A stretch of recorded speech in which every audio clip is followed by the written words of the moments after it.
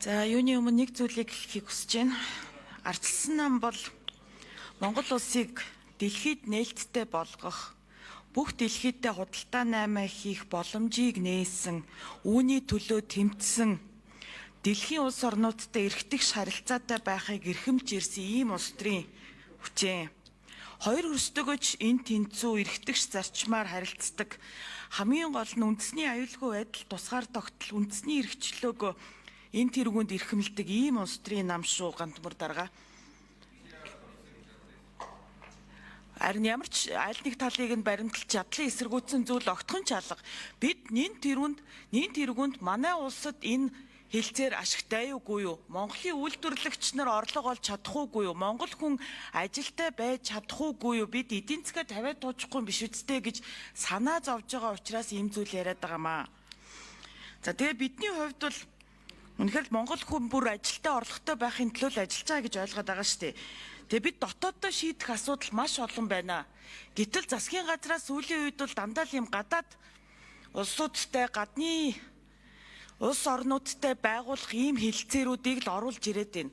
Хизээ бид дотоодынхаа асуудлыг шийдэх юм бэ? Хизээ бид аж ахуйн нийт компаниудынхаа өрсөлдөх чадварыг дээшлүүлэх энэ асуудлыг ярих юм бэ? Бид намрын чуулганаар бараг тэр чигт нь ганц мод гашуун сухатын бомтын хэлцээрийг яриад дууссан шүү дээ. Хятадтай хийх асуудал. Тэгээ одоо энэ хаврын чуулганаар бол энэ Оросын талтай хийх асуудлыг яриад дуусч байна. Дотоодын асуудлуудаа ярил л да. Одоо манай чи эдийн засаг гэж зүйл байчаад байна.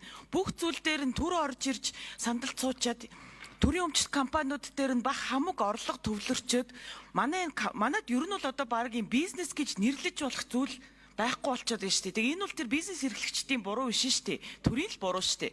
Тэгээ өнөөдөр ч гэсэндээ өнөөдөр энд хэдэн улс төрч нар суучаад Монголын зах зээлийг нээхүү эснээхүү тухай яриад ах юм. Тэгээ тэр яг худалдаа наймаа хийх хүмүүсийнх нь овсгоо мэддэм байгаа зэрэг. Гэхдээ тэр овсгоотой байх хэсэг тал дээр нь одоо бас энэ улс төрч нар чинь шийдвэр гаргах ёстой үсттэй. Бид энэ өрсөлдөх чадваргүй бизнесүүдийнхаа ингээд юм бүр далаа шиг юмлээ бас хайчиж болохгүй үсттэй. Тэр бүр тэр одоо улс төрийн геополитикийн асуудлыг энд хинж ярихгүй байгаа даа шүү дээ.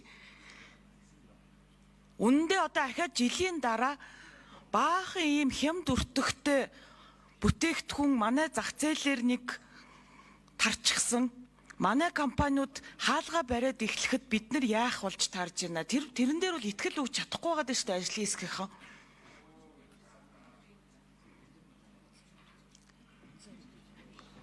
Тэгэхээр бидний гол асуудал бол дотоодынхоо үндэсний үйлдвэрлэгч нараа дотоодынхоо зах зээлээ бас бодолцох, ялангуяа энэ одоо олон улсын нөхцөл байдал ийм ээдрээтэй болж ирж байгаа худалдааны нөхцлүүд маш ийм одоо өөр нөхцөл байдалтай болж ирж байгаа энэ үед бид нар яаран шийдвэр гаргаж болохгүй гэдгийг хэлээд байгаа.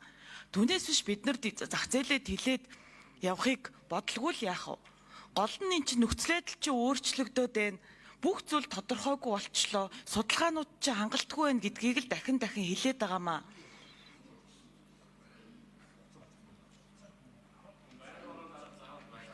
Тэгэхээр энэ харин ийм чухал шийдвэрийг бид нар маш одоо олон хүний эрдэстэй байнгын хорионы дарга өөрөө удирдаад ер нь их тийм арай өөр төвшөнд шийдвэр гаргах хэрэгтэй байгаад байна. Эний чинь бол ийм хөнгөн хуймгай аргаар бас шийдвэр гаргаад ээж болдог зүйл биш. Түрүүний хэлдгээр бид нар иргэдтэй ч гэсэндээ аж ахуйн нэгжүүдэд маш сайн мэдээлэл өгөх ёстой.